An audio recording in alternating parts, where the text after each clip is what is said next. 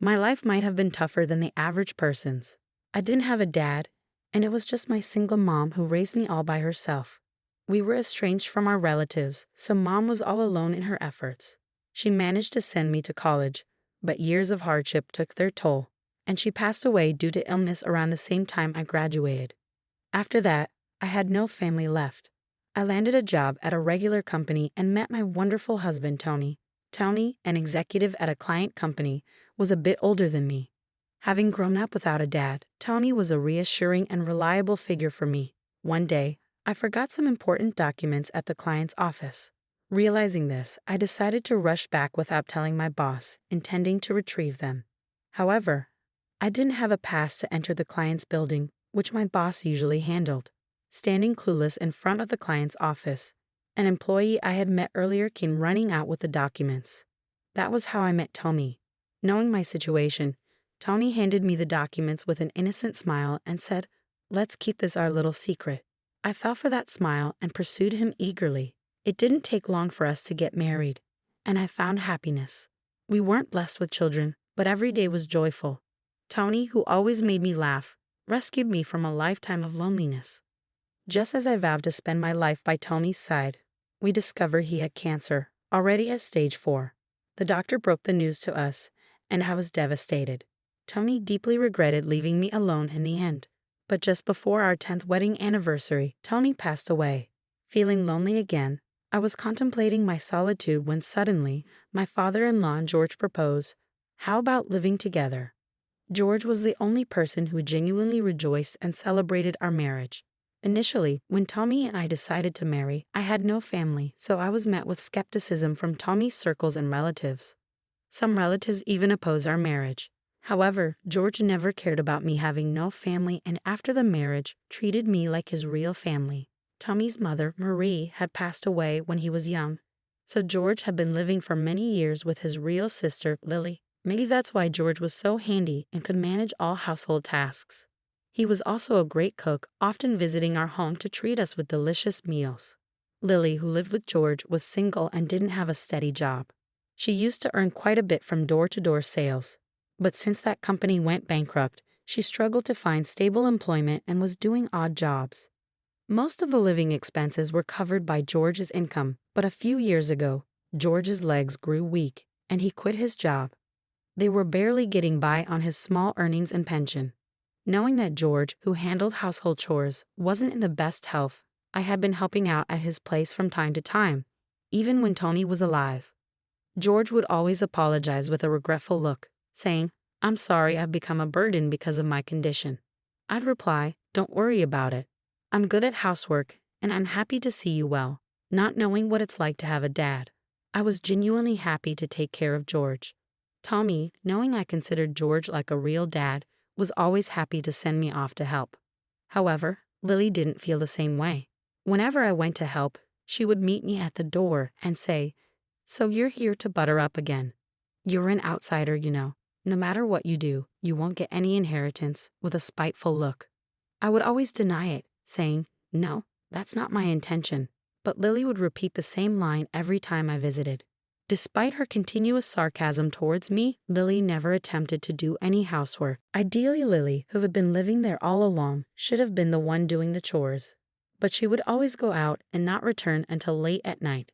Even when she was home and saw me helping, she would just hurl insults at me and then retreat to her room, seemingly satisfied. George noticed this behavior and warned Lily, but it had no effect. He then apologized to me again, saying I'm sorry because of this. Even though I didn't mind taking care of George, living together would mean facing Lily every day. I asked for some time to think about George's offer. After all, living alone after Tommy's passing was indeed unsettling. Having someone reliable around is completely different, especially since the offer came from George, who was like a dad to me. Despite Lily's harassment, I concluded that I could endure it to live a better life.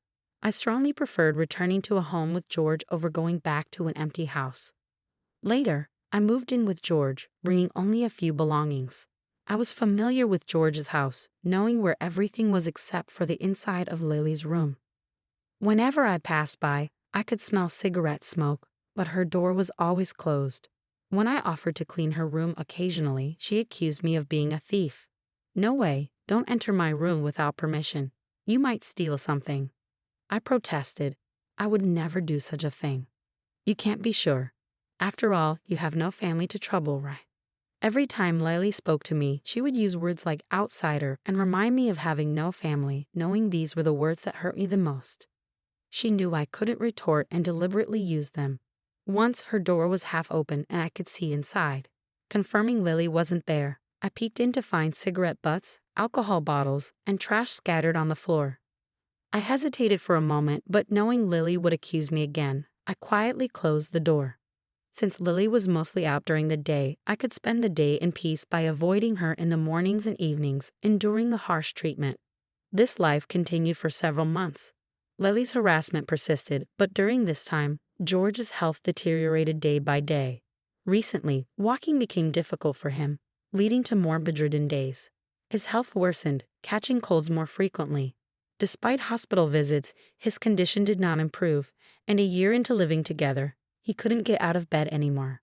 I suggested hospitalization, but George stubbornly refused. Seeing this, Lily loudly accused me in front of George. "Ever since you came to this house, George's health has been declining. Are you putting something in his food, I wonder?" George looked at his sister but no longer had the energy to admonish her. Then, turning to me, he wore the same apologetic expression as before. Perhaps he was worried that if he were hospitalized, Lily would torment me even more.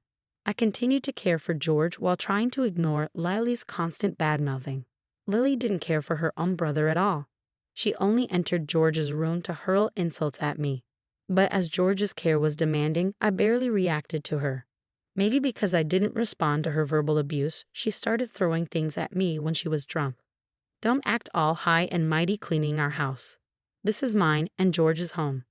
Just stick to cooking or something," she yelled, splashing her drink on me.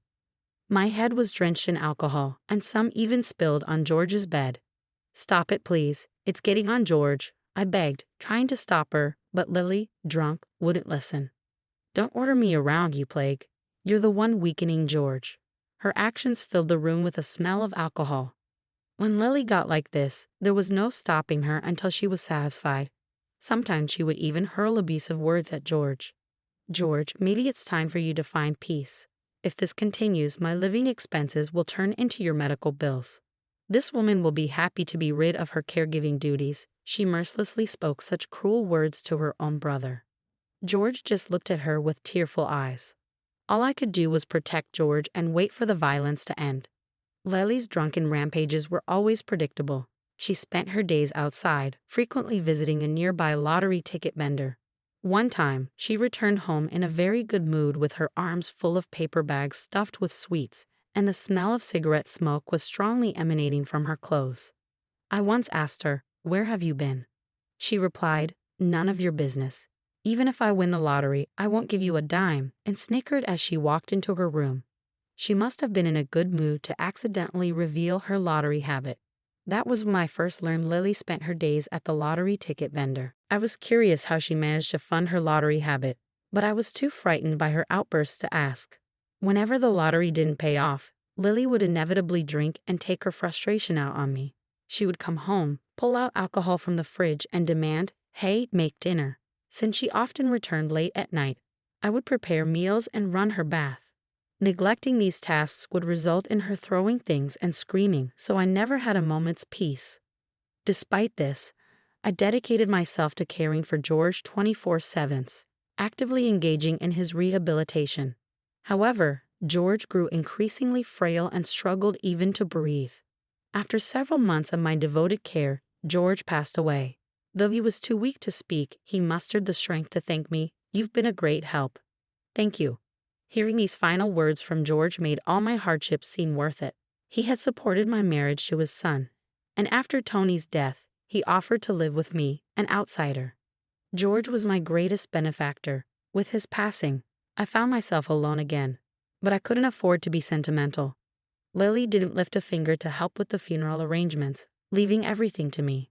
It was only after the funeral that I could truly reflect on my time with George.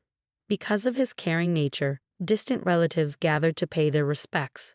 During the post-funeral meal, everyone reminisced about George. Even Lily listened quietly to the relatives' stories. He always stood by us, one said. Right, he was always there when we needed him, added another. George had always been a man of action, never expecting anything in return for his help. Hearing this, I felt happy, as if they were talking about me too. Then a relative broached the subject. What about the inheritance? There should be land and real estate left. Yeah, he inherited his wife's assets too, so it must be a considerable amount. Despite the funeral just ending, they started discussing the inheritance. Hearing this, Lily's eyes lit up. Right, I'm the closest blood relative, so I'll protect George's inheritance. Besides, I've been taking care of him, so I have a right to inherit, she confidently declared. Watching Lily's eyes sparkle, I felt a deep sense of unease. But I couldn't avoid the inheritance discussion.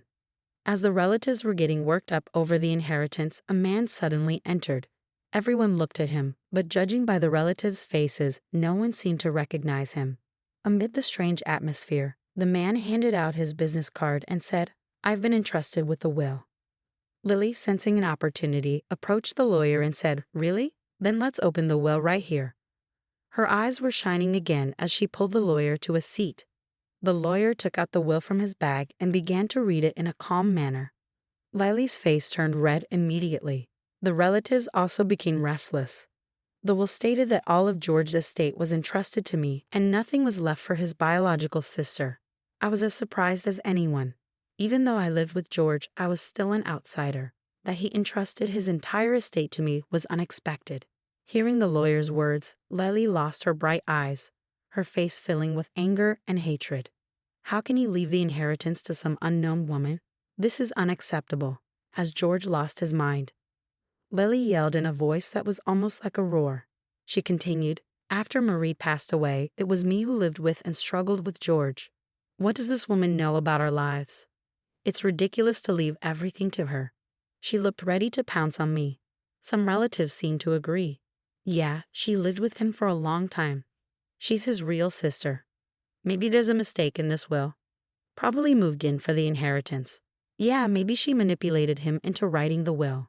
The relatives, perhaps upset they weren't receiving anything, started to speculate wildly. Internally, I thought they don't know the truth, but I knew any protest from me would play right into Lily's hands. As I remained silent and looked down, the relatives' mistrust in me seemed to grow. Just as they were about to discuss contesting the will, the previously silent lawyer spoke up. Decide what to do with this will after you see this, he said, placing an envelope and a USB memory stick on the table. Lily, with a puzzled expression, opened the envelope and a multitude of photos spilled out. They showed Lily in a rage, swinging around bottles of alcohol. She turned pale and clutched the photos tightly. As the relatives gathered and saw more photos, they found images of Lily throwing things at me and George, and her entering a lottery ticket vendor. There were also pictures of her withdrawing money from a bank ATM. The lawyer explained promptly, these are photos of her withdrawing George's pension without permission.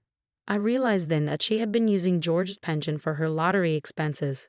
Lily was out almost every day. I had noticed her frequent visits to the lottery place, but I didn't know where the money was coming from. I received a fixed amount for household expenses, so I had no way to investigate. Seeing these photos, the relatives who had been suspicious of me now turned their doubtful eyes towards Lily. What's the meaning of these photos? Did you withdraw money for the lottery without permission? One relative asked. Lily, struggling for an explanation, said, I did it because George said it was okay. I only got angry and threw things because that woman was being unreasonable. George knew about it and stayed quiet. Then the lawyer added, we have more evidence to show, and opened a laptop, plugging in the USB drive. The same scene of Lily swinging alcohol appeared on the screen, but this time with audio. George, when are you going to die? Once you do, I'll get your inheritance. You must be wishing for death too, Lily's voice was heard saying. Incredibly, it was all recorded with video and audio. According to the lawyer, George, fearing for his and my life, had hired him before his death. He had secretly installed cameras and hired a detective to tail Lily, capturing her actions outside.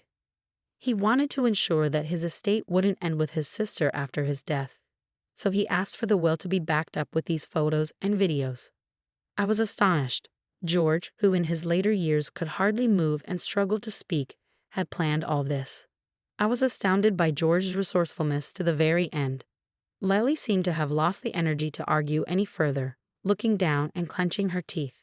With all this evidence presented, she must have realized that any excuses would not convince the relatives. She downed a bottle of alcohol in one go and slumped over the table. After witnessing the video, the relatives were clearly not inclined to let Lily inherit the estate. Thanks to the will and the plethora of evidence the lawyer presented, I was the one who inherited the estate. Initially, I thought of declining the substantial inheritance. Even though it was George's wish, we were still strangers after all. I feared I might end up misusing the fortune, perhaps even in gambling like Lily. But the fact remained that George trusted me and treated me like family, even if it was for a short while.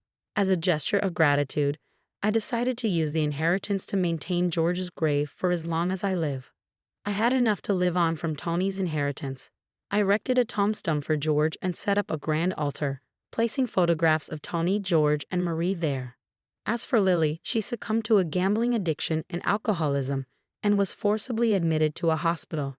She likely won't leave it for the rest of her life. While I did feel a pang of pity, I couldn't forgive the years of torment she put me through. Still, as George's biological sister, I thought it right to cover her hospital expenses.